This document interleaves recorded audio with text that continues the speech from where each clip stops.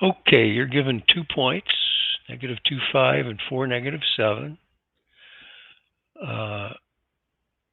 And we're calling the line through those 2 points line L, and we want the equation of the line that passes through this point 2, 9, and is perpendicular to this line. Now you don't really need to find the equation of this line. All you really need is its slope. And the slope of that line is, well, 5 minus a -7, that's the change in y, over the change in x, -2 minus 4. And that's 12 over -6, or -2. Well, perpendicular lines have slopes that are negative reciprocals. So the slope of any line perpendicular to this blue line has a slope that's 1/2, the negative reciprocal. So we want the line through 2, 9 that has a slope of 1/2, because then these lines will be perpendicular. So we know that the line passes through 2, 9 with a slope of 1/2. We can use slope-intercept, or we can use point slope. I like to use point slope.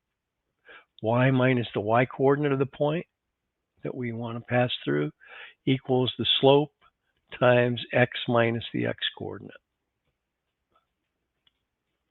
And to convert to slope-intercept, distribute the 1/2. 1/2 times -2 is -1, but then we add 9 to both sides, we get +8. So that's the equation of this line right here, just so you can see what's happening. Here's points A and B on Desmos, -2, 5, 4, -7. I went to the trouble to calculate the slope of that line, which is -2. And then I actually wrote the equation of that line, which is this black line right here.